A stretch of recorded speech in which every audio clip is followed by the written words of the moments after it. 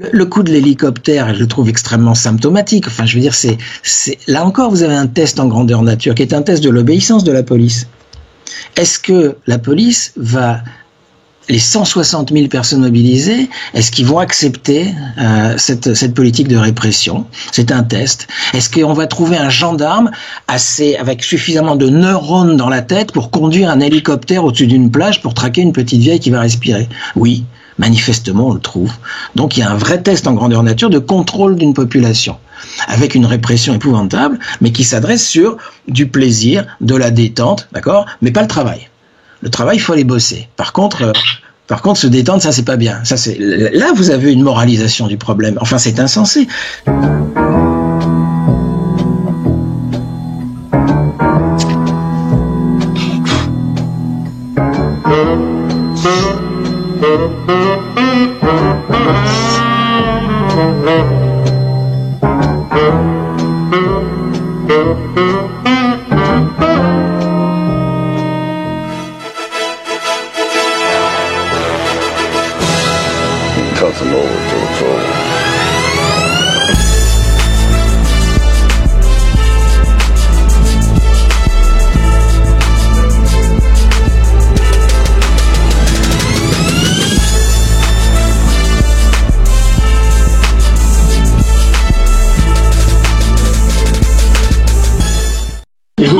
Vous venez de où, par exemple? Liban.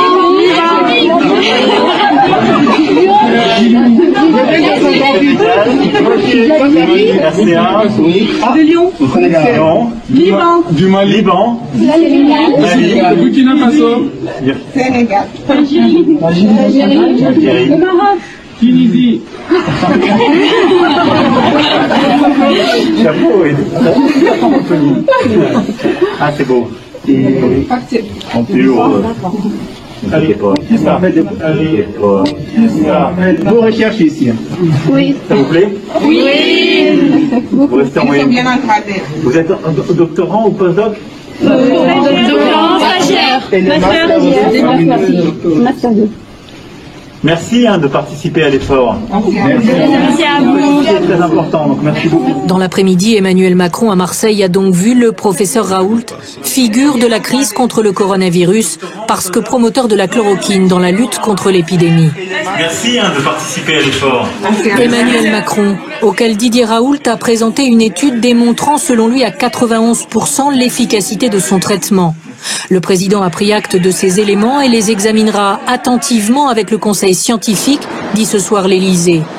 L'Élysée qui a donc consacré sa 8e visite de terrain à la recherche. Image aussi ce matin à l'hôpital du Kremlin-Bicêtre pour faire le point sur les perspectives de traitement contre le coronavirus.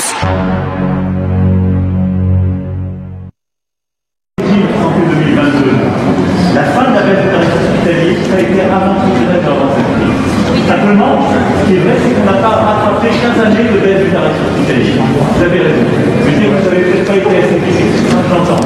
Mais je ne prendrai pas de responsabilité de tout ce qui a été fait avant. Vous savez, ces métiers-là, on les fait par vocation. Je sais bien. On les fait parce qu'on aime les gens, on est à l'hôpital public. Je suis seul de ma famille qui n'est pas soignante. Les soignants, on est des pauvres. Et demain, on peut se retrouver dans les vies, nous aussi. Et tout ce qu'on aimerait bien pour nous, on aimerait pouvoir le faire pour autrui. Et avec les manques d'effectifs, avec ces manques de personnel, on y arrive. Mais après, l'équipement, on va dire des questions parce que... Et nous, on rentre chez nous le soir avec ça. Pour les soignants, du matériel. Pour les soignants, du matériel. Pour les soignants, du matériel. Pour les soignants, du matériel. Pour les soignants. Je voudrais repasser le message comme quoi nous sommes aujourd'hui encore en confinement et nous ne sommes pas sortis du confinement et donc la priorité c'est que toutes celles et ceux qui doivent rester chez eux restent bien chez eux. C'est ça qui est important. Il y avait les pubs, mais là c'est bon, le film il recommence. Il recommence. Alors ça va, tu vas bien? Ouais, ça biche, ouais, super. Bah Manu, tu descends? Et pourquoi faire? Bah je sais pas moi, descends. Pourquoi faire? Écoute, on va voir, je sais pas, viens, descends. Et pourquoi faire? On va faire un tour. J'ai demandé à ma mère, mais non, ma mère elle veut pas, j'y vais pas. Qu'est-ce qu'il y a ma mère? Ma mère elle m'a dit, si tu descends, je te descends. Alors moi je reste, tu rigoles. Messieurs, bonjour, où avez-vous trouvé vos masques, s'il vous plaît? On n'en a pas, nous, dans le 93. On pourrait avoir des masques? Et où allez-vous, messieurs? C'est le confinement. Où allez-vous, messieurs? C'est le confinement, s'il vous plaît. Répondez. Merci, messieurs. Merci pour la France. Merci pour les soignants. Merci pour ceux qui sont morts. Pour l'honneur des travailleurs et pour un monde meilleur. Ouh! Ouais, démission! Démission! Il est là. Démission! Prends-le, ta gueule. Prends ta gueule. Démission! Connard, prends ta gueule. Ah, tu m'envoies, hein. Tu m'envoies ça, hein. Démission, connard. Quel con. Démission!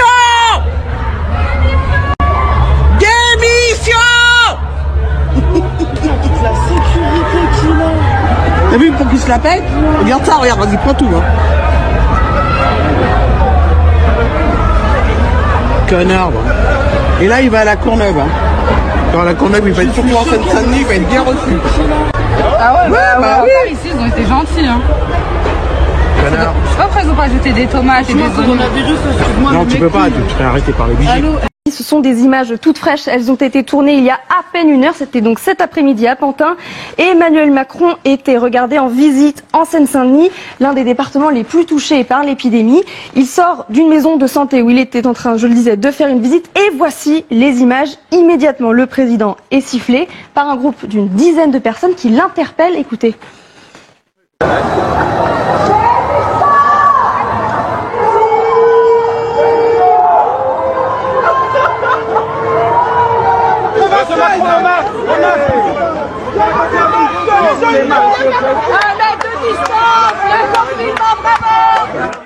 Le président s'approche du groupe.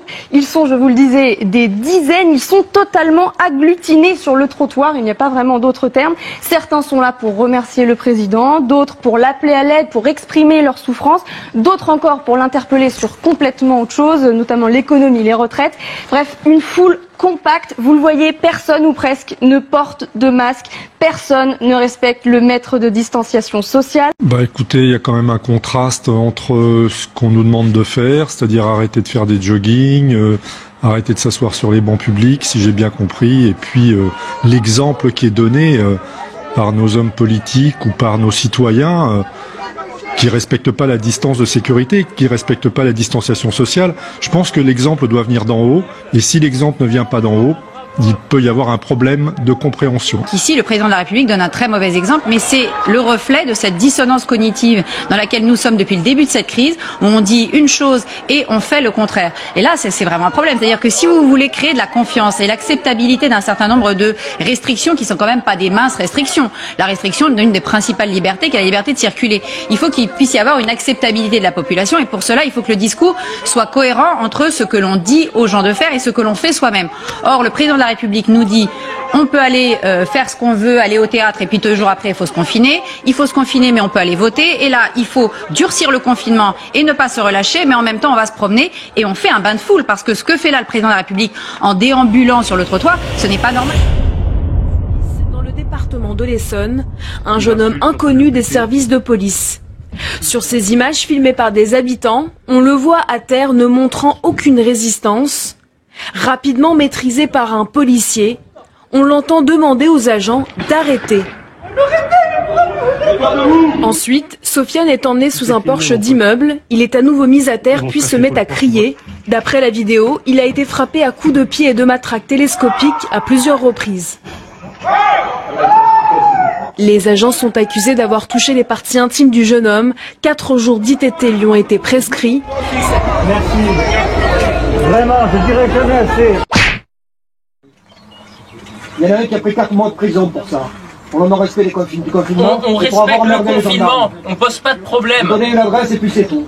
La fin @gmail.com. On est respectueux, on bouge pas d'ici. On vous dit depuis 10 jours. Vous quittez les lieux, vous discutez pas, c'est tout. Vous traversez la France. Vous avez traversé la France, j'en ai rien à foutre. Vous n'avez pas à discuter. La préfète a dit vous dégagez, point. On applique la loi, vous l'appliquez aussi. D'accord? Si vous n'êtes pas content, vous changez de pays et vous arrêtez de nous emmerder. Et vous la fermez maintenant. Et vous rigolez pas. D'accord? Vous arrêtez de vous foutre de ma gueule. Parce que j'ai vite fait de vous coller en garde à vue pour outrage. Et vous finirez en tôle. Comme le précédent. Alors vous la fermez, vous donnez une adresse, vous pliez bagages et vous vous cassez. Il était clair là?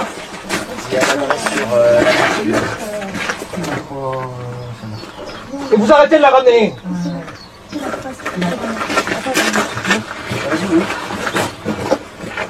Tu fais l'adresse de la garde, tu fais la totale.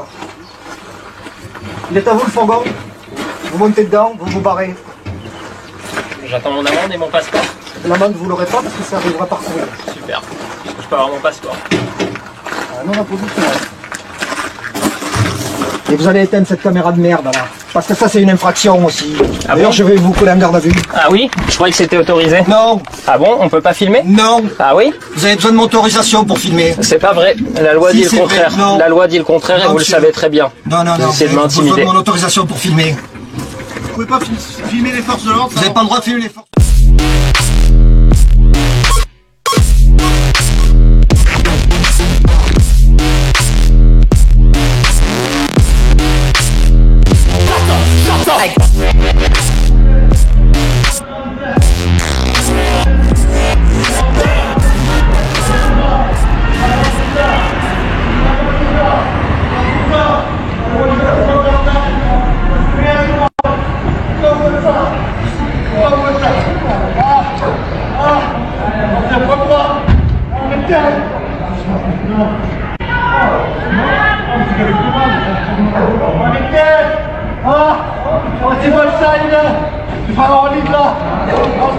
Et oui, ça c'est un crime. C'est un crime. C'est un crime. Je l'ai dit 3 fois. C'est un crime, 4 fois.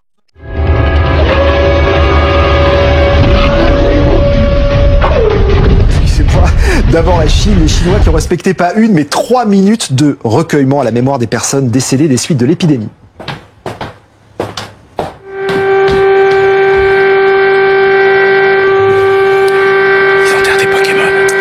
Vous entendez ces sirènes qui ont résonné pour rendre hommage aux 3326 morts déjà recensés dans le pays. L'autre image que l'on voulait vous montrer ce matin... Ils enterrent des Pokémon.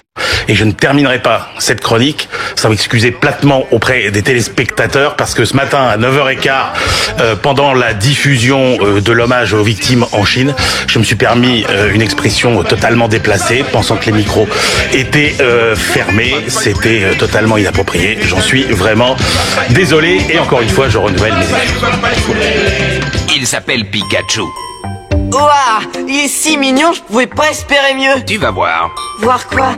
On entend souvent que cette distribution de dividendes, elle se fait sur le dos des salariés, c'est vrai? Eh bah oui, eh bah non, c'est une erreur. Eh bah oui, eh bah oui. Au secours! Sans tomber dans le cynisme, il y a beaucoup des plus âgés de ce pays qui ne seront plus électeurs en 2022, parce qu'ils seront morts. Je m'appelle Michel Vedette, bienvenue dans ma discothèque. Le monde est si beau quand tu danses avec moi. Je m'appelle Michel Vedette, vive la danse, vive la fête. Les nuits sont si chaudes, oh oui si chaudes, quand je flirte avec toi. Vous avez fait le 2. Si vous êtes satisfait d'avoir fait le 2, faites le 1. Faites le 3 si vous avez fait le 1 parce que vous êtes satisfait de votre message, ou faites le 4 si vous avez fait le 1 parce que vous étiez satisfait d'avoir fait le 2 parce que vous n'étiez pas satisfait de votre message. Faites le 5 si vous voulez 10 secondes afin de faire le 3 parce que vous avez fait le 2, ou faites le 6 pour 10 secondes pour faire le 4 si vous avez fait le 1 parce que vous vouliez faire le 2. Faites le 7 pour recommencer, le 8 pour entendre ses choix de nouveau, ou le 9 pour ne pas réécouter ses choix. Pour recommencer, faites l'étoile. Faites l'étoile sur le clavier. Excusez-moi, je vais choquer tout le monde en disant ça, mais la pleurniche permanente hospitalière fait que on est en permanence au chevet de notre hôpital, peut-être de façon... Vous êtes dur, là. Je présentez tous les soirs cette émission et vous verrez que c'est une réalité. Pardonnez-moi. Mais voilà, pardonnez-moi. Mais voilà. J'aurais dû m'en douter. Tu n'es pas seulement un lâche, tu es un traître.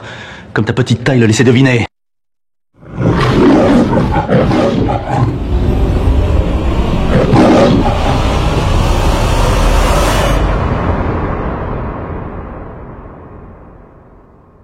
Est-ce qu'on en manque en France et ailleurs, on dit que le port du masque en population générale dans la rue, ça ne sert à rien. Pourquoi ils en mettent les autres? Mais moi, je ne suis pas responsable du comportement des individus. Je dis les consignes parce qu'elles sont éclairées par ce que me disent les médecins et les scientifiques. Porter un masque en population générale, ça ne sert à rien.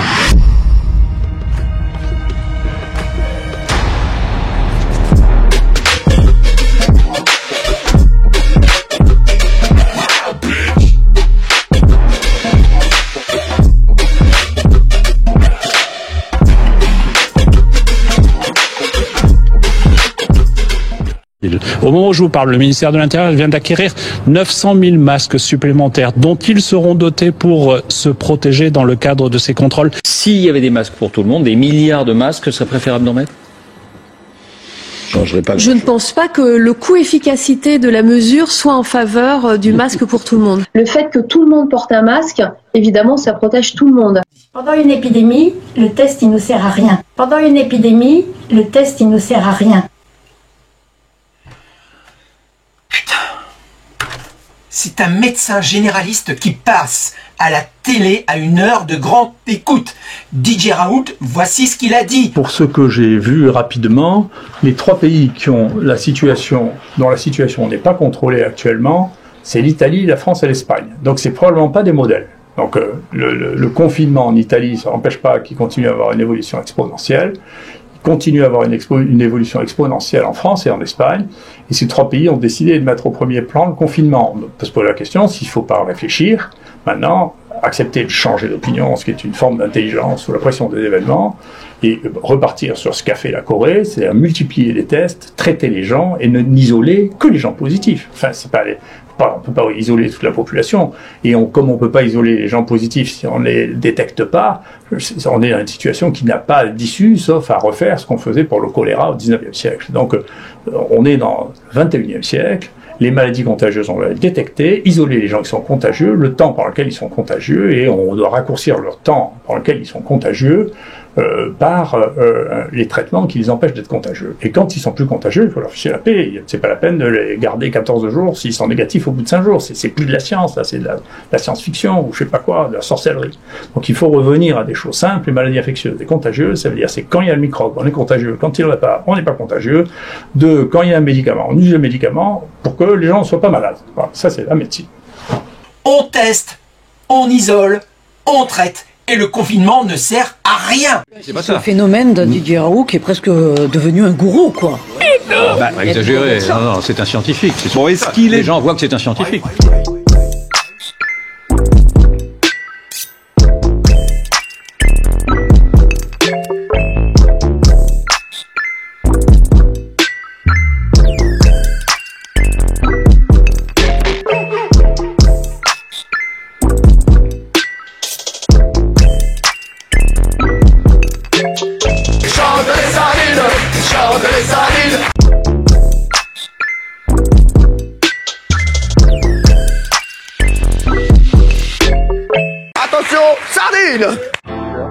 Ne jugez jamais vos politiques à leurs paroles. J'arrive pas à croire que j'en sois encore à l'expliquer à l'antenne. Ne jugez jamais vos politiques à leurs paroles. Ne jugez vos politiques qu'à leurs actes. Les paroles ne coûtent pas cher, les actes coûtent cher. Donc quand on a un Bruno Le Maire qui vous dit qu'il va moraliser le capitalisme, et puis pourquoi pas entreprendre une réforme mondiale des marchés financiers, et puis de son ennemi la finance, pour paraphraser François Hollande, demandez-lui d'abord tes actes. Tu avais une commande à passer effectivement pour un fabricant français de masques, tu t'es rétracté, tu as mis ce fabricant français de masques dans le rouge, et il y a des morts à cause de ça. Je vais répéter cette phrase pour que vos auditrices et auditeurs l'entendent bien. Il y a des morts à cause de cela. Car quiconque a refusé de masquer et quiconque a désarmé la France de ces masques a des morts sur la conscience. Les masques étaient l'équivalent pour le coronavirus du préservatif pour le sida. Comme on n'avait pas de préservatif, on nous a dit que ça ne servait à rien. Et ça, oui, c'est criminel. Le prix est partagé entre Didier Raoult, professeur à l'université d'Aix-Marseille, et Chris Bauer, chercheur à l'École normale supérieure de la rue d'Ulm à Paris. Didier Raoult est docteur en médecine de l'université d'Aix-Marseille et docteur en sciences de l'université de Montpellier. Il dirige à Marseille un grand centre, CNRS INSERM, qui est intitulé Maladies tropicales et infectieuses émergentes, dans lequel travaillent 432 personnes. Cet ensemble exceptionnel de chercheurs, de doctorants, de post-doctorants, d'ingénieurs et de techniciens a une productivité scientifique absolument remarquable, se traduisant par plusieurs dizaines de publications de haut niveau chaque année, avec un grand nombre de citations. En fait, Didier Raoult est un chasseur et on pourrait presque dire un collectionneur de microbes. Plusieurs bactéries portent son nom et sa notoriété est encore plus attestée par le fait qu'un genre bactérien s'appelle Raoultella. Tout laisse penser que les travaux de Didier Raoult pourront également contribuer par l'étude des voies de synthèse au sein de ces bactéries de trouver de nouvelles molécules et qui pourraient devenir à terme des médicaments dans de très nombreuses maladies.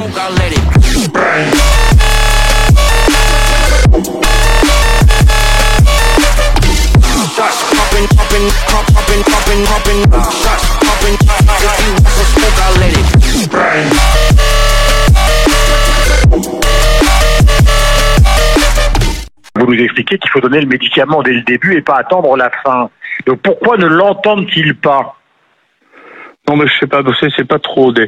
Moi, je voudrais bien que vous limitiez les questions à mon métier. Si vous me parlez d'épistémologie, l'histoire des sciences, je connais. Si vous voulez me parler du virus, de sa sensibilité, de l'efficacité des traitements, je connais. Après, si vous voulez les histoires de médisance politique, de qui dit quoi, et que je m'en fous, vous voyez bien. Je ne vais pas parler de mon métier et je ne vais pas jaser avec vous. Voilà, je discute pas, je n'ai pas d'opinion de part, ça ne m'intéresse pas. Donc ne me posez pas de questions comme ça parce que sinon je raccroche. Bonjour à tous. Je tiens à parler pour une fois sur Facebook, chose qui n'est pas courant chez moi. J'aime d'entendre à la radio que pour le personnel de soins, ils vont avoir toutes sortes de primes, il y en a qui vont avoir des congés, tout le bazar. Mais on ne parle jamais des cuisiniers qui sont dans les hôpitaux, des gens qui font la vaisselle, des gens qui font la plonge et tout le bazar. Ils sont là comme les autres, dans l'hôpital, avec les mêmes risques, mais eux on les oublie. Le gouvernement, bien assis sur leur cul-de-sac, on ne les entend pas parler. On ne les entend pas parler de nous. Par contre, nous, on est là tous les jours au boulot, on prend les mêmes risques que les autres, on est dans le métro, on prend le train et tout, et pour nous, il n'y a jamais rien. On ne nous cite même pas. On a fait applaudir les pompiers, ce qui est une bonne chose. On a fait applaudir les ambulanciers, très bien. Le personnel des soins, très bien. Mais nous qui faisons l'intendance, qui sommes ici dans les caves des hôpitaux, et je peux citer ici Saint-Luc, on n'entend jamais parler de nous. On ne nous félicite jamais. On est là, c'est normal. Bon ben voilà. Les nouvelles blouses qui se déchirent, c'est normal. Voilà. Voilà. Sortie du sachet. Sortie du sachet. Attention. Ah, échec. Toujours échec. Voilà. Comme on peut le voir ici, voilà. Voilà. Voilà. Allez. On va l'attacher. Oui, il faut ouvrir d'autres cartons, les filles. Non, elles en ont ouvert 3. On en est en Et voilà. cartons, madame. Joli, hein? Voilà. Allez. Je vais prélever. Salut. Sur des prélèvements de Covid. Voilà. Ah, et voilà. Attends. J'ai voulu l'enlever. Voilà. Et merci. Allez. Dans les EHPAD, sont des morts par corona ou ce sont des morts par processus de disparition naturelle? Votre question est excellente. J'ai cru comprendre qu'ils comptabilisaient tous les morts des EHPAD. Bah oui, mais la France aussi a triché sur ces chiffres. Je veux dire, les EHPAD, oui, on n'a pas comptabilisé. Ça y est, on a les preuves de ça. On a les preuves que les chiffres ont été revus à la baisse. Une autre stratégie de la langue de bois, c'est les statistiques. Je sais pas si vous connaissez peut-être la blague. 98% des gens croient une information si elle contient une statistique. Hein. En fait, cette communication sur les médias dominants, enfin sur TF1, France 2 ou autres, elle tourne en boucle sur 3 informations qui sont chaque jour de nous annoncer un nombre de décès qui est plus grand que la veille. Sans que ces décès ne soient jamais rapportés à rien. C'est-à-dire que moi me dire il y a 400 morts, ça peut être très effrayant ou ça peut l'être pas tellement si on le met on regarde d'autres chiffres. C'est juste que ces chiffres ne sont pas éclairés. Je peux rien faire avec un chiffre pareil. J'ai regardé les chiffres en Bretagne, j'habite en Bretagne. On est à 88 morts. Bon, la dernière fois que j'avais regardé, c'était la semaine dernière, on était à 32 morts. Bon, ok, 32 morts, de 32 à 88, c'est moche. C'est vraiment pas terrible, 88 morts. Mais il y a 3,5 millions de personnes en Bretagne. Et excusez-moi, mais enfin, je veux dire, 88 morts sur 3,5 millions de personnes, est-ce que c'est un chiffre inquiétant? J'en sais rien. Je peux pas analyser ce chiffre. Je comprends pas ce chiffre. Donc, si vous voulez, cette question des chiffres, elle est extrêmement perturbante, parce que à la fois c'est une information qui est angoissante. C'est-à-dire qu'il y a une hystérisation du problème. On nous annonce des nombres de morts, mais en même temps, si on met ces chiffres, on regarde d'autres chiffres, ça devient presque bizarre. C'est 73 000 morts du tabac chaque année en France. Les morts dans les EHPAD, c'est 400 par jour normalement. Enfin, vous savez, on nous a parlé de la grippe saisonnière, tout ça. Alors, vous avez toujours des gens qui disent non, mais on peut pas comparer. On peut toujours comparer. L'intérêt de la comparaison, c'est précisément de mettre des choses qui sont pas les mêmes. Donc voilà. Donc, sur cette communication par les chiffres, je sais pas quoi vous dire. Je suis vraiment perplexe. Ce que j'ai décidé, c'est d'arrêter d'écouter les informations. Parce que c'est terrible, c'est complètement angoissant. On n'a plus de lits dans l'hôpital pour hospitaliser de nouveaux patients. Tous les jours, c'est une organisation nouvelle pour accepter encore plus de patients Covid.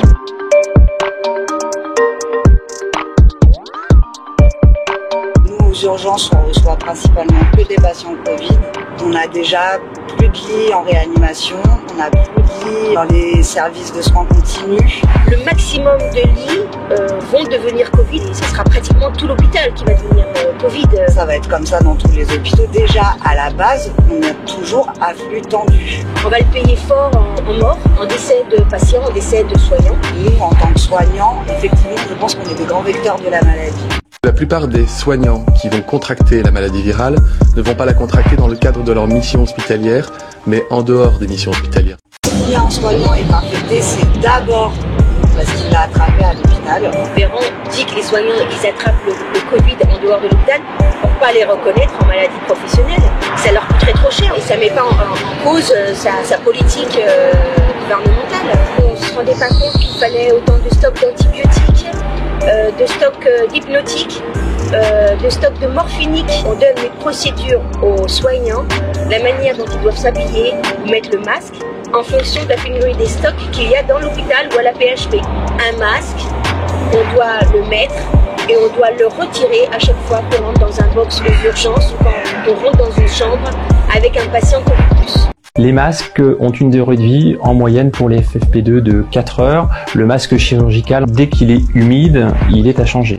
Le masque n'est pas magique, il ne s'est pas transformé avec le Covid-19, il n'a pas passé sa capacité à 8 heures. Il aurait fallu, bien sûr, qu'on nous écoute quand on a tiré la sonnette d'alarme. On est obligé de rappeler des gens qui sont partis à la retraite, qui sont partis en dispo ou faire autre chose. On paye la mauvaise politique de santé qu'il y a eu ces 20 dernières années. Les manques de lits, de place, le manque de matériel, le manque de moyens et le manque de personnel. Pour l'hôpital, ça va être très très compliqué et très tendu. Sur les propos tenus par le préfet de police qui a dû s'en excuser, avez-vous un temps envisagé sa démission ? Le préfet de police a regretté ses propos, il a dit des faits qui étaient inexacts, il a reconnu cela, il a présenté ses excuses. Ce que j'attends du préfet de police, c'est qu'il soit totalement engagé dans les priorités que je lui donne, et parmi ces priorités, c'est effectivement le respect du confinement.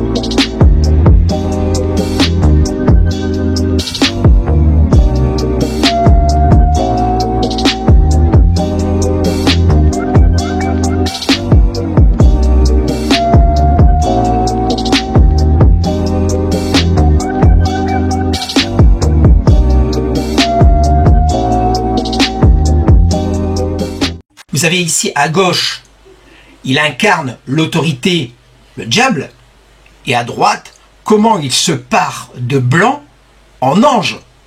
C'est curieux, vous trouvez pas? Quand j'entends Sribet Indiaï faire une déclaration ce week-end disant qu'elle allait réunir les plateformes pour valoriser l'information fiable. Elle ne manque pas de culot, cette porte-parole du gouvernement, parce que cette information fiable, elle ne l'a pas elle-même répercutée en ayant cautionné précisément une série de mensonges, encore une fois, disant que les frontières qui étaient basées sur et tout le reste. Et donc on ne peut pas se permettre d'être l'arbitre des élégances sur une information et en même temps avoir désinformé. En temps de guerre, retenez bien ça. Au début de la guerre, il y a peu de morts et peu d'informations. Et à la fin de la guerre, il y a tous les morts et toute l'information. En temps de guerre, et en temps de crise, si vous n'aimez pas le mot guerre, même si encore une fois je l'emprunte à Macron, en temps de crise, eh bien, vous avez peu d'informations et peu de morts au début, et toute l'information et tous les morts au début. Ça signifie qu'en temps de crise, et le mot grec pour crise, c'est décider. Krinein, le verbe décider, qui a donné le mot crise. Eh bien, en temps de crise, l'information, ça se paye en morts. Donc, la grande leçon à retenir de cette crise, d'abord et avant tout, c'est la faillite des premiers de la classe. Il faut là aussi, à chaque instant, nous souvenir de ce à quoi le mensonge peut conduire dans nos démocraties. D'abord, je n'ai pas besoin de vérifier que la France soit prête. La France est prête. Et elle est prête parce que nous avons un système de santé extrêmement solide. Un seul département français qui ne sera pas équipé pour faire face à la menace épidémique si la situation devait se présenter. Croyez-moi, nous faisons attention à absolument tout. Rien ne relève du détail, tout est important. L'hôpital français est prêt, la médecine de ville est prête. Nous faisons en sorte de fournir tout le matériel nécessaire aux hôpitaux et aux professionnels de santé de ville. Nous étions un pays, hélas, qui n'était pas préparé du point de vue des masques et des équipements de protection. Et je vous annonce ce matin que je procède à un nouveau déstockage de masques et je le ferai à chaque fois que ce sera nécessaire. Plusieurs millions de masques. On se sent démunis. Donc là, on est en train d'utiliser en fait exactement le stock qu'on a et notre stock va se finir d'ici 3 jours. On a besoin pour les libéraux en France d'au moins 1 million de masques par jour. Des masques seront livrés dans les pharmacies dès demain soir, dans les 25 départements les plus touchés. Mercredi, pour le reste du territoire national. Ces soignants qui lancent un cri d'alarme à propos des masques, ils ont été promis par le chef de l'État lundi, pendant son allocution, mais ils se font toujours attendre. Dans certains services, le personnel de santé n'a pas les moyens de se protéger, mais où sont donc ces masques et quand vont-ils arriver? La France est prête. Et elle est prête parce que nous avons un système de santé extrêmement solide. Ça vous fait pas mal à la tête de glandouiller 24 heures sur 24? Je m'arrête une seconde ici sur son geste. Vous savez ça, ce geste-là? Ce sont les personnes qui sont angoissées et qui paniquent. Elle angoisse et elle panique pour rien. C'est plus de savoir si je suis vaccinée. Le mot magique, vaccination, est lancé à une heure de grande écoute. On est, d'après vous, dans une possibilité de rémanence perpétuelle. Non, mais là non plus, moi je suis pas devin. Il y a plein de gens qui jouent au devin. Vous avez qu'à leur demander à eux. Si vous voulez, on n'arrive même pas à prévoir ce qui se passe d'une année sur l'autre avec la grippe. Il y a des gens qui s'amusent de prédire. Il faut leur demander à eux. Non, je n'en sais rien. Moi, j'ai jamais. C'est au médecin que je m'adresse, hein. Au médecin, je vous dis, il est impossible de prévoir ce que va devenir une épidémie sur un virus nouveau. Mais enfin, il faut être complètement fou pour avoir une opinion comme ça. Enfin, qu'est-ce que je vous dis? Vous voilà une chose que vous ne connaissez pas et vous vous demandez ce qui va se passer dans les 6 mois ou dans l'année avec quelque chose qu'on ne connaît pas. Mais enfin, il faut demander aux astrologues, aux cartomanciens, ça, des choses pareilles. C'est pas sérieux. Enfin, comment voulez-vous prédire quelque chose qu'on ne connaît pas? Enfin. Ce médicament, la chloroquine, serait bizarrement passé depuis le 13 janvier sur la liste des médicaments à délivrer uniquement sur ordonnance, alors ce n'était pas le cas avant. Tout ceci serait un coup des lobbies pharmaceutiques qui cherchent à produire d'autres molécules concurrentes. Pire encore, on essaierait de nous empêcher de nous soigner. Ici, on limite notre liberté. On ne peut plus se procurer d'hydroxychloroquine librement. Pourquoi? Décortiquons ensemble ce phénomène. D'abord, il y a un coupable, les laboratoires pharmaceutiques. Ils produisent des molécules plus chères que l'hydroxychloroquine et eux aussi cherchent un remède contre le coronavirus. Leur but, gagner plus d'argent. Ensuite, il y a des complices. Et ici, les complices, ce sont les politiques qui nous dirigent. Au mieux, ils font comme si de rien n'était. Au pire, ils participent. Et enfin, dans cette histoire, il y a une victime. Et la victime, c'est le peuple. Il n'a pas son mot à dire, il subit. Et voilà, vous êtes désormais incollable sur le sujet. On ne le répétera jamais assez. Pire encore. Il y a aujourd'hui trop de lits d'hôpitaux. Donc. Il y a trop de lits d'hôpitaux en France. Il y a plus de lits d'hôpitaux en France que dans d'autres pays. Et les lits d'hôpitaux ne sont pas occupés suffisamment. Il faut continuer à regrouper les hôpitaux. Il y a trop de lits d'hôpitaux, il faut réduire le nombre de lits d'hôpitaux. Les hôpitaux, on doit continuer à les fusionner. Il y a aujourd'hui trop de lits d'hôpital en France. Il y a trop de lits d'hôpital en France. Vous l'avez dit il n'y a pas longtemps, la santé contient des gisements de ressources. On peut baisser les prix des médicaments, supprimer des lits d'hôpitaux, fermer des hôpitaux. Ça, oui. On peut le dire quand on est dans l'opposition. Oui, mais on peut le faire aussi quand on est dans la majorité. Et nous avons commencé à le faire. On a réduit le nombre d'hôpitaux en France. Et c'est une bonne chose. Nous sommes dans un combat qui sera long et difficile. Et toutes les intelligences disponibles sont nécessaires et seront utilisées. Le tracking fait partie des solutions qui ont été retenues par un certain nombre de pays. Donc nous aurons fait le choix de travailler en lien avec eux pour regarder ces solutions. Une politique de confinement assortie d'une répression que je trouve, moi personnellement, quasiment obscène. Infliger des amendes qui vont jusqu'à 3 500 € à des gens qui gagnent, qui sont peut-être au RSA et qui en peuvent plus, qui sont en train de devenir dingues dans le confinement et qui vont essayer de prendre l'air, d'accord, une telle violence, une telle férocité, jusqu'à des peines de prison ferme, etc. Alors que dans le même temps, on oblige d'aller au travail, que les photos du métro parisien, gare du Nord à 6 heures du matin montrent des quais bondés, montrent des gens à touche-touche, d'accord? Je veux dire, qu'est-ce qu'il raconte ce gouvernement? Je veux dire, qu'est-ce qu'il nous dit? Il oblige les gens à aller travailler à Paris, d'accord, 14 millions d'habitants, dans un métro bondé, mais il fait surveiller les plages du Finistère par des hélicoptères. Attendez, excusez-moi, mais il y a marqué du con sur mon front. Enfin, je veux dire, c'est quoi le truc? Je veux dire, à quel moment, jusqu'à combien de temps on va se foutre de notre gueule avec ce truc-là? Je veux dire, soit il y a un problème de confinement et on confine, soit on peut envoyer tout le monde bosser dans le métro et faut arrêter d'emmerder le monde parce qu'ils vont prendre l'air sur une plage. Donc ce qui me met la puce à l'oreille, c'est je le disais tout à l'heure, c'est la violence de cette répression, la férocité de cette répression sur des histoires de promenade. Ça ne va pas. Le coup de l'hélicoptère, je le trouve extrêmement symptomatique. Enfin, je veux dire, c'est là encore, vous avez un test en grandeur nature qui est un test de l'obéissance de la police. Est-ce que la police va, les 160 000 personnes mobilisées, est-ce qu'ils vont accepter cette politique de répression? C'est un test. Est-ce qu'on va trouver un gendarme avec suffisamment de neurones dans la tête pour conduire un hélicoptère au-dessus d'une plage pour traquer une petite vieille qui va respirer? Oui, manifestement on le trouve. Donc il y a un vrai test en grandeur nature de contrôle d'une population, avec une répression épouvantable, mais qui s'adresse sur du plaisir, de la détente, d'accord, mais pas le travail. Le travail, il faut aller bosser. Par contre, se détendre, ça c'est pas bien. Là, vous avez une moralisation du problème. Enfin, c'est insensé.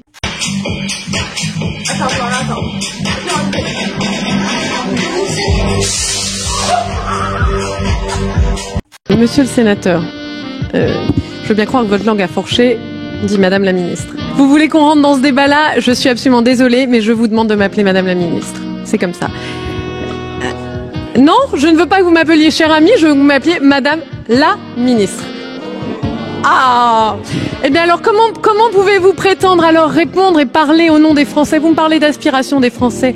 Mais une aspiration des Français, c'est l'égalité femmes-hommes, monsieur le sénateur. Les filles, meublez vos esprits plutôt que de meubler vos armoires. Ah oui. C'est ça la réalité. C'est non seulement l'égalité femmes-hommes, mais c'est aussi que nous répondions à certaines de leurs. Mais je fais comme vous. Parfois, je profite d'une tribune pour parler d'un tout autre sujet. Et en l'occurrence, là, il est ancré dans la réalité, monsieur le sénateur, je vous demande de m'appeler Madame la ministre. Oui, je suis. Parce que sans même m'avoir posé la question, vous supposez que je suis un homme. Seulement par mon apparence, vous estimez que je suis blanc.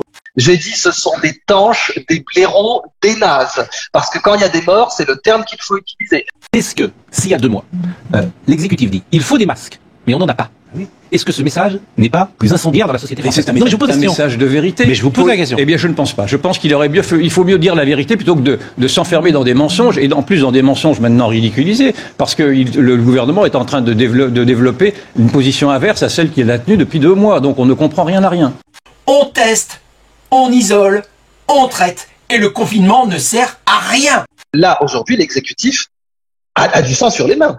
On peut pas dire les choses autrement. L'exécutif a du sang sur les mains. Quand sa porte-parole déclare à tous les Français que porter un masque ne sert à rien et qu'en plus ils sont probablement trop incompétents pour pouvoir les porter, c'est quelque chose de grave et c'est quelque chose qui a fait des morts. Donc vous les traitez de criminels, si je devais résumer, si vous avez presque juste là. Alors, affirmer à des gens un mensonge médical est un crime, ça c'est tout à fait exact. Utiliser la parole de l'État pour affirmer un mensonge médical, ah oui, c'est un crime. On peut pas dire, je suis désolé. Il faut dire une accusation très grave que vous portez. Vous considérez que Emmanuel Macron et Édouard Philippe ont du sang sur les mains? Je considère que je ne suis pas le seul à considérer. Quand vous dites vous, là, utilisez le vous collectif, puisque 600 médecins portent plainte pénale contre ce gouvernement. 600 médecins portent plainte pénale. Moi, je suis aussi journaliste et je le rapporte. C'est-à-dire que clairement, il faut rapporter que 600 médecins portent plainte en responsabilité pénale du gouvernement dans la pire crise sanitaire des dernières décennies. Bien entendu, quand des gens meurent par votre négligence, c'est un crime. Oui, c'est un crime. Je n'ai jamais dit que le Rivotril c'était de l'euthanasie active, pas du tout. Et j'ai juste pointé le fait que quand une personne est malade, c'est-à-dire, excuse-moi, quand tu dis on peut se dégrader en 2-3 heures, je suis d'accord avec toi, on peut se dégrader en 2-3 heures. Mais la personne, on sait depuis quelques jours qu'elle est malade. Je ne comprends pas que dans les jours qui précèdent, on puisse pas demander à la famille, si jamais, parce qu'en soins palliatifs, ça se passe aussi comme ça, si jamais dans les jours qui viennent, votre grand-mère, votre mère se dégrade, seriez-vous d'accord? Là, ce n'est même pas fait et ce n'est même pas prévu dans le décret. Donc je suis désolée, ce n'est pas prévu dans le décret, c'est illégal. Barbara, mais le décret, je l'emmerde. De plus en plus d'hôpitaux ont recours à la chloroquine aujourd'hui. Oui, mais encore une fois, si vous voulez, c'est une des raisons pour lesquelles je refuse en général les interviews. Ce que je fais ne vous intéresse pas. Ce qui vous intéresse, c'est mon opinion, et mon opinion, je pense qu'elle n'est pas intéressante. Donc, moi, je suis un homme de savoir, d'un savoir qui est temporaire, parce que les savoirs scientifiques sont temporaires. Donc si je peux vous donner une leçon, c'est mon métier, je suis professeur, donc je vous expliquerai ce que je sais, ou le point où j'en suis. Maintenant, ce que font les autres, ce qu'ils pensent, ce que les uns qui aiment les autres, je ne suis pas qualifié pour faire des conversations de cette nature-là. Donc si je les fais en privé, je les fais pas en public, oui. Sur les surblouses, c'est vraiment le gros problème là du moment. C'est-à-dire qu'on a essayé d'organiser, comme je disais, sur le plan territorial la réponse, en discutant avec tous les acteurs, quels qu'ils soient, et même le plan le mieux pensé, il ne résiste pas à une chose qui est on n'a pas de matériel, donc vous avez tout pensé, c'est chouette en termes de coordination, mais on n'est pas en sécurité.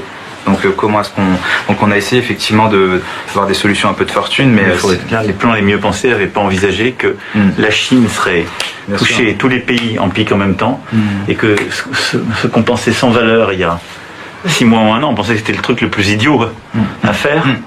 D'un seul coup, on sera en rareté. C'est ça. Et c'est vrai que c'est bloquant quand on essaie de mobiliser les gens, ils ont peur et c'est légitime pour leur santé. C'est ce qu'on est en train d'organiser collectivement avec beaucoup d'intelligence sur le terrain, mais il faut aussi maintenant lui donner le cadre et démultiplier pour faciliter les choses, parce que ce que vous décrivez, c'est formidable. On n'est pas en sécurité. C'est formidable. La connerie est-elle contagieuse? Eh bien, on se rend compte que oui.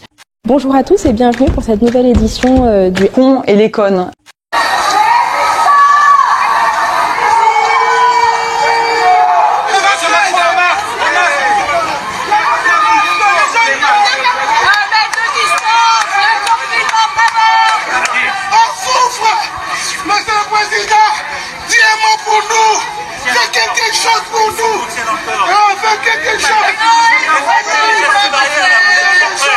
Et oui, ça c'est un crime. C'est un crime. C'est un crime. Je l'ai dit 3 fois. C'est un crime 4 fois. C'est un crime d'avoir organisé ces élections municipales, selon vous? Oui, c'est un crime. Je vais les plaire. Charlie, Roméo, India, Mike, Echo, crime. Avoir exposé les Français en plus âgés, puisque dans les municipales, on sait qu'il y a un biais. On sait qu'il y a un biais. L'âge moyen de la France n'est pas l'âge moyen des personnes qui votent au municipal. Donc, avoir mis en danger, exposé pendant la plus grande crise sanitaire des dernières décennies des gens, alors qu'on sait que ça ne servait à rien. Là, quand on parle de prise de risque, quel était l'intérêt de faire ça? Quel était l'intérêt supérieur du peuple français de l'envoyer aux urnes pendant qu'il était exposé à la pire crise sanitaire des dernières décennies? Quel était l'intérêt de faire ça? Aucun. Absolument aucun. Une première question, en tant qu'entreprise, puis-je faire travailler mes salariés bénévolement pour aider à l'effort national de production? Oui. Eh ben non, c'est une erreur.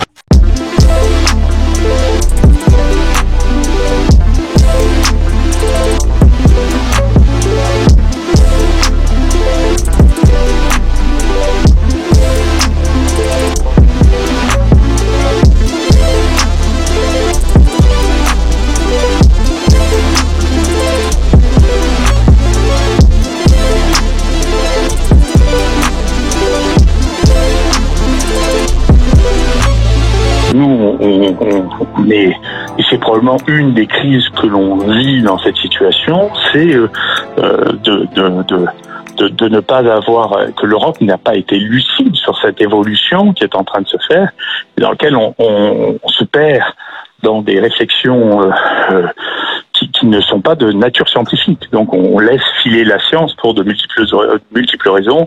Donc vous voyez bien, en Europe, ce qui est important, c'est qu'il y ait 3 pays européens qui coopèrent.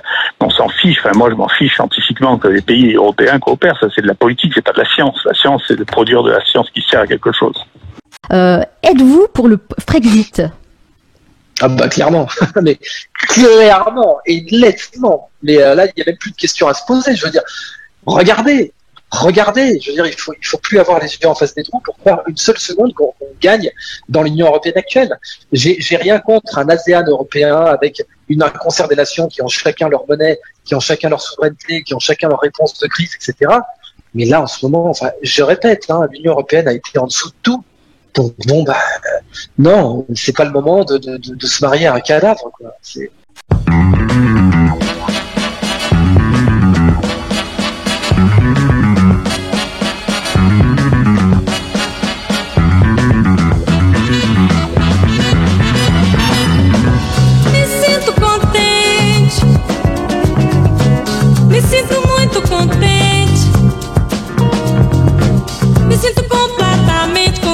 Posso dizer completamente contente. Me sinto completamente contente. Posso dizer completamente. Me sinto completamente contente. Posso dizer completamente contente. Me sinto completamente contente. Posso dizer completamente contente. Me sinto completamente contente. Posso dizer completamente contente. Me sinto completamente contente. Posso dizer completamente contente. Me sinto completamente contente. Posso dizer completamente contente. Me sinto completamente contente. Posso dizer completamente contente. Me sinto completamente contente. Posso dizer completamente contente. Me sinto completamente contente. Posso dizer completamente contente. Me sinto completamente contente. Posso dizer completamente contente. En effet, nous ne sommes pas communistes. Sauf que quand même, nous vivons là une sorte de dictature sanitaire, mais une dictature. Oui. Nous ne pouvons pas sortir, nous ne pouvons pas nous réunir, nous ne pouvons rien faire. Et si en plus vous y rajoutez le traçage, le tracking et ce flicage en fait, qui est un flicage qui dit volontaire, mais qui ne sera pas volontaire, parce que j'imagine pas que les gens se prêtent à ce jeu-là. Vous avez quand même, se dessine quand même, en tout cas dans les société de surveillance. Intentions, une société despotique qui est en train de démolir ce qu'est la démocratie. Donc, où effectivement, on accepte de se laisser embobiner, de se faire peur, de se laisser terroriser tous les soirs par la litanie des morts que déverse Monsieur Salomon, et on dit en effet, il ne faut plus bouger d'un pouce, sinon on va mourir si on sort dehors, ou sinon, où on essaye quand même d'avoir un peu plus d'esprit critique. On va cesser de se laisser instrumentaliser et infantiliser, et on va prendre nos responsabilités, et on va refuser effectivement cette mainmise de l'État qui n'a pas pu prendre ses responsabilités au départ.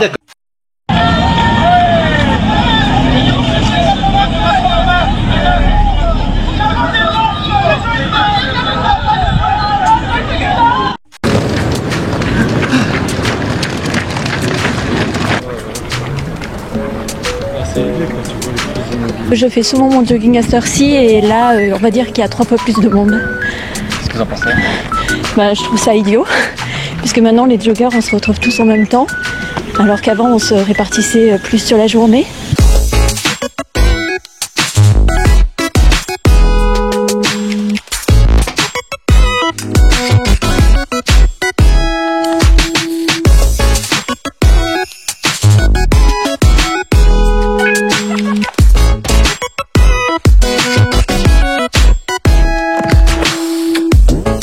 Là maintenant, on voit que ça se densifie beaucoup. Donc je suis pas sûr que cette mesure soit vraiment efficace, quoi, comme ça.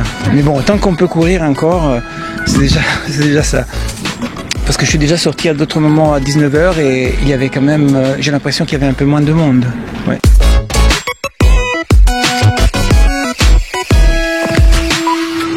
Ben, je pense que j'ai jamais vu autant de monde à cette heure-ci. Donc je pense que c'est pas la bonne solution, et interdire aux gens de faire du sport alors qu'on est coincé dans des appartements tout petits, on peut pas, c'est pas possible, sinon on tiendra pas le coup encore des semaines. De toute façon, comme il n'y a que 2 créneaux, c'est logique que tout le monde se concentre au même moment, quoi. Donc moi je pense que ça m'a pas l'air très... c'est encore un truc, un peu une demi-mesure, quoi. Donc, on est là un peu comme ça, s'éviter. Donc, oui. Oui, je pense que c'est un peu plus dangereux, ouais.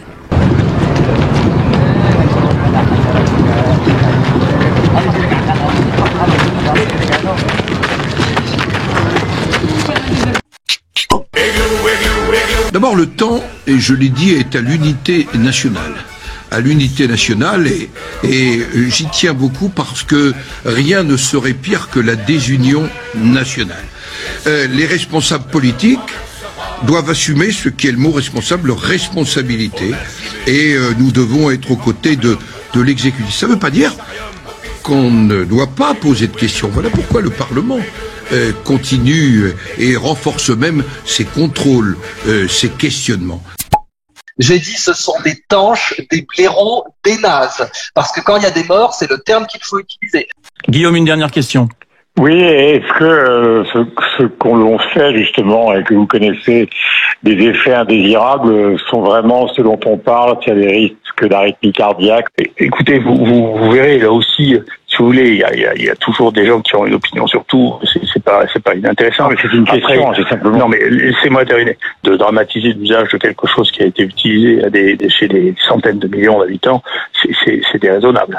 Mais vous voyez bien que l'ensemble du système, y compris le système médiatique, puisque l'on fait encore son procès ici même, on fait pas alors qu'il n'y a pas lieu de le faire. Mais si, on n'a pas d'idée de ce que... On est en train de dire qu'il est dans le système, qu'il n'a pas à se plaindre. Enfin, d'abord, il je fais pas son procès parce que je vous ai dit. Et ensuite, je trouve qu'il y aura des comptes à demander à tous ceux qui auront freiné cette mise sur le marché d'un médicament qui ne coûte rien et qui peut sauver des vies. Il y a des gens qui meurent parce qu'ils n'ont pas eu de chloroquine pour l'instant. Il faudra quand même en répondre de tout ceci. Qui est-ce qui meurt parce qu'il n'a pas eu de ceux qui n'ont pas pu être soignés à temps par la chloroquine. Ne faites pas semblant de ne pas comprendre ce que je dis. Vous avez été... m'exprime pas bien en français. La cocotte minute commence à bouillir. Moi, je vous assure, je suis irrité comme jamais de l'incompétence de ceux qui sont là et qui prétendent avoir la solution qu'ils n'ont pas. Ça devient insupportable. Ça a hurlé. Hein. Parce qu'entre mettre son logiciel intellectuel à jour et laisser 5000 personnes par jour dans le monde crever la bouche ouverte, il n'y avait même pas à se poser la question. Mais vous savez bien, Idriss Aberkane, que beaucoup vont vous traiter de complotiste ou d'arrière-pensée en parlant de ce gouvernement. Qu'ils apportent des preuves. Les accusations graves doivent venir avec des preuves. Moi, j'ai accusé les gens gravement, j'ai apporté des preuves. Il est tout à fait exact qu'il y a eu des conflits d'intérêts, et même Libération l'a cité. Il est tout à fait exact qu'il y a eu des mensonges d'État, puisque ça y est, on en a les preuves aujourd'hui. Apporter des preuves, toute accusation doit être prouvée.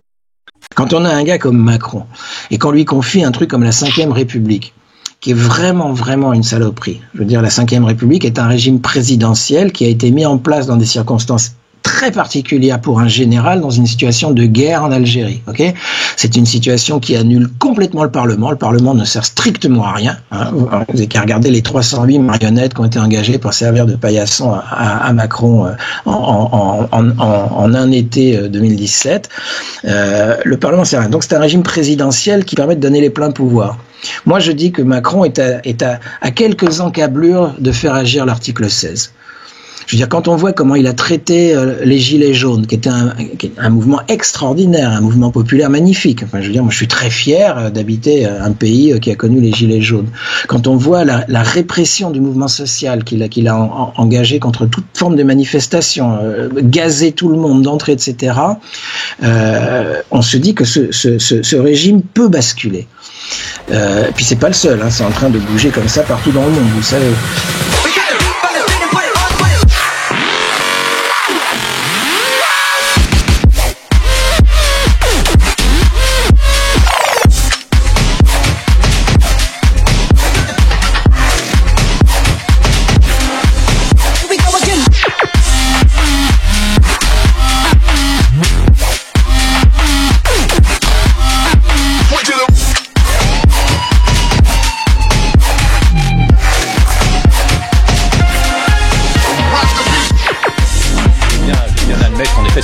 cette remarque de dire que tout le monde est responsable. Mais en même temps, malgré tout, le gouvernement est responsable, Macron est responsable pour avoir menti. Macron pour avoir dit que les souvenez-vous que Macron, les frontières ne servent à rien. Enfin, c'est bien lui qui a dit ceci, les frontières nationales ne servent à rien. Et pour ne pas avoir résolu une grève aux urgences qui a duré un an aussi, c'est vrai que c'est quand même sa porte-parole du gouvernement qui systématiquement a dit que les masques, enfin je ne vais pas répéter cette litanie, que les masques ne servaient à rien, que les tests ne servaient à rien. C'était bien des mensonges d'État. Il y a quand même eu aussi là des responsables. Et ces responsables-là, ils auront quand même à rendre des comptes, j'imagine. Des chantiers déserts, des magasins fermés. Le Covid-19 frappe l'économie française de plein fouet. Et là, de plein fouet. C'est le drame. Les mesures de confinement ont entraîné une baisse de 6% du produit intérieur brut entre janvier et mars 2020. Une chute historique. Le pire résultat pour l'économie française depuis la fin de la Seconde Guerre mondiale. Et là, c'est le drame. La France est le premier pays du G7 à officialiser son entrée en récession. C'est le drame.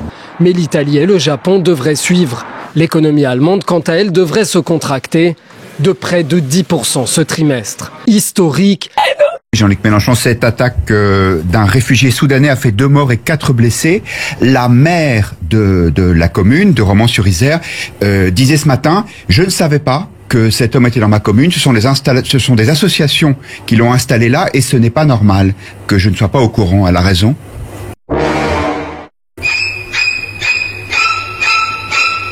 Je ne connais pas du tout le dossier, je peux dire que c'est un crime qui est horrible, bien sûr, voilà. Quoi dire d'autre? Je ne sais pas. C'est une fatalité d'une certaine manière, de votre point de vue. C'est une fatalité. Écoutez, on peut souhaiter toujours que les choses se passent pour le mieux. On aurait dû, par exemple, interdire cette réunion des évangélistes à Mulhouse qui a provoqué le désastre sanitaire que vous savez. Bon, il faut faire pour le mieux. Voilà. Ils n'ont pas voulu donner la mort, les évangélistes. Non, bien sûr, je fais une différence, je ne les accuse pas. J'accuse pas non plus le maire ni personne. Je dis, il faut faire pour le mieux. Le maire doit savoir de quoi il parle mieux que moi. Qui suis-je pour aller lui dire ce qu'il doit faire? Pour ne pas doublonner les distributions. Alors, on l'a vu, plusieurs villes ont mis en place le port du voile obligatoire, c'est notamment le cas de la ville de Nice. Ce matin, la porte-parole du gouvernement, Sibeth Ndiaye, dit que le port du masque, ne sera obligatoire, du masque ne sera obligatoire uniquement s'il y a un consensus scientifique. Voilà, je voulais faire une liste de ce que je n'oublierai pas pour la coller sur le frigo. Alors, je vais vous la laisser lire. Là, il y a les masques, les tests, les lits, les respirateurs, les mensonges si bêtes, l'infantilisation, Buzyn, les EHPAD, le préfet de la honte. Jamais j'aurai assez de place. Donc du coup, j'en ai fait un autre. Mais j'ai de la mémoire. Voilà, je colle ça sur mon frigo pour après. On n'oubliera pas. Et nous, vous devriez regarder, en France, on a une fuite des cerveaux. Donc, il y a une attraction pour la recherche en Chine qui est considérable. Les chercheurs en Chine sont devenus des héros. Chez nous, les héros, c'est plus les footballeurs, les chanteurs et vous, les commentateurs de télévision ou de radio. En Chine, quelqu'un qui fait un papier dans nature, il a la même prime que quelqu'un qui a une médaille d'or aux Jeux Olympiques. Ça devrait nous amener à réfléchir. Donc, moi, je réfléchis. Je suis tombé sur le bouquin de Johan Chapoutot, qui s'appelle Libre d'obéir. Il vient de sortir ce bouquin.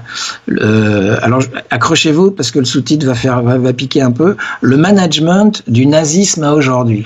Qu'est-ce qu'il raconte le Chapoutot? Chapoutot, c'est un type très sérieux. Vous pouvez, si vous pouvez voir ses conférences. C'est un spécialiste du nazisme. D'accord. Le nazisme, c'est quoi? C'est le capitalisme dans sa version absolue.